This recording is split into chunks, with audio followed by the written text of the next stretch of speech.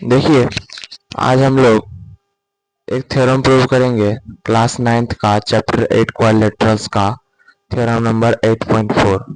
देखिए, ये थ्योरम क्या कहता है कि किसी भी पैरेललोग्राम में जो ऑपोजिट एंगल होता है वो इक्वल होता है। इसका स्टेटमेंट क्या है? स्टेटमेंट है थ्योरम 8.4। स्टेटमेंट क्या है? इन ए पैरेललोग्राम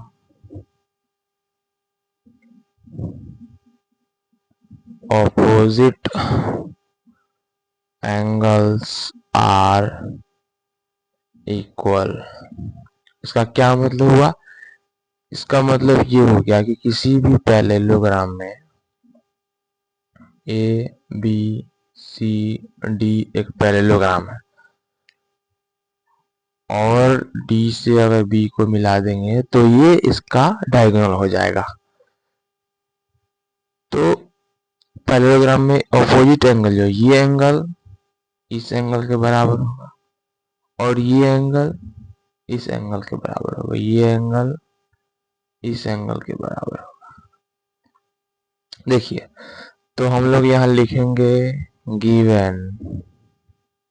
गिवन में क्या लिखेंगे?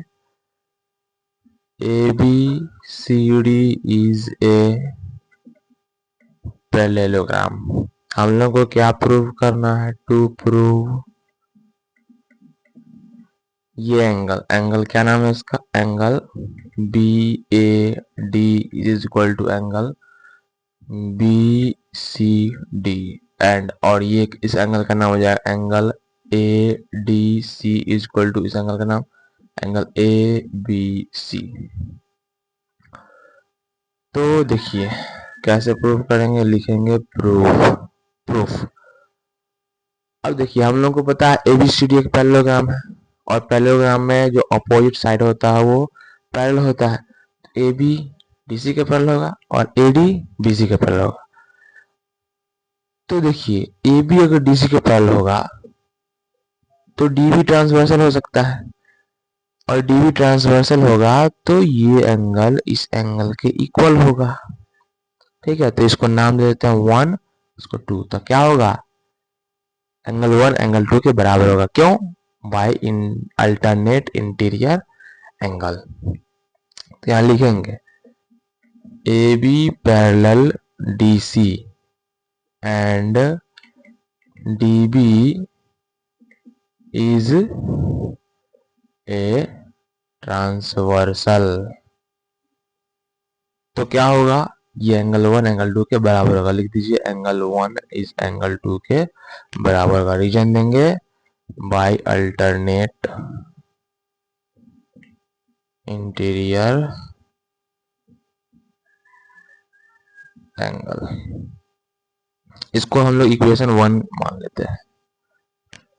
अब देखिए, उसी प्रकार देखिए ये ए डी बी सी के पैरेलल है तो लिखेंगे A D parallel B C and D B is a transversal. तो उसी प्रकार ये एंगल इस एंगल के बराबर हो जाएगा।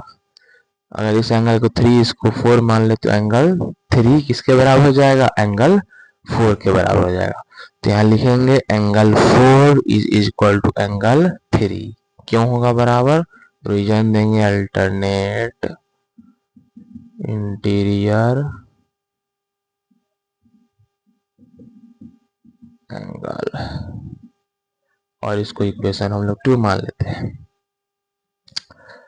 अब देखिए, ये डी बी दोनों ट्रायंगल में, ठीक है। सबसे पहले तो यहाँ लिख लीजिए इन ट्रायंगल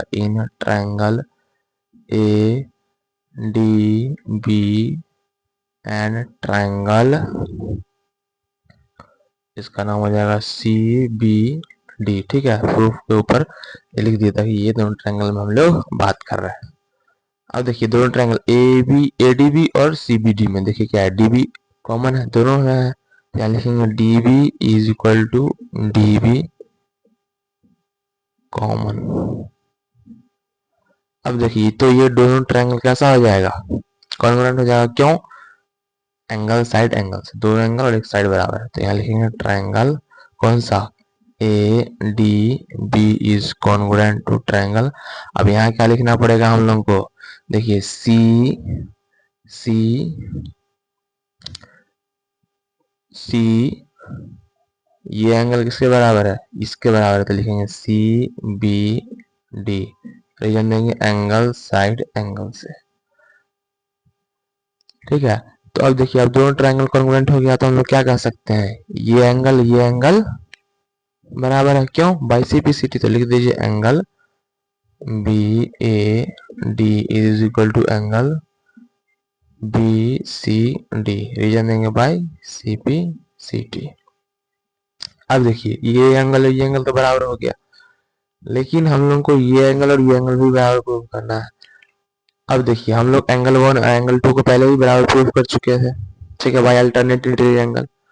और देखिए ये एंगल 3 एंगल 4 के बराबर है, तो हमने इसको ऐसे लिखा angle 4 equal to angle 3।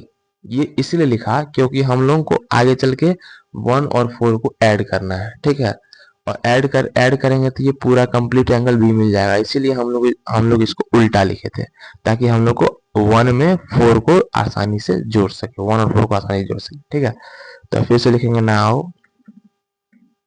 Adding equation 1 and 2 we get, क्या हो जाएगा, देखिए एंगल 1 इक्वल टू एंगल 2 है, एंगल 4 इक्वल टू एंगल 3 है, ऐड करेंगे तो क्या हो जाएगा, angle 1 plus angle 4 equal to angle 2 plus angle 3, क्या हो जाएगा, देखिए मार्कर खत्म हो गया।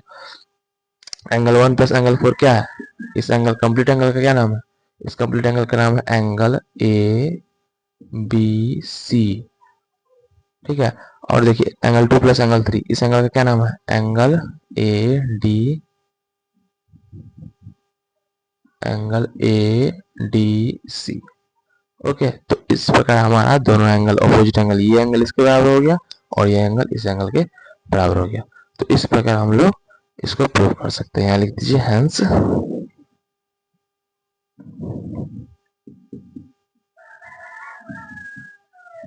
प्रूव्ड।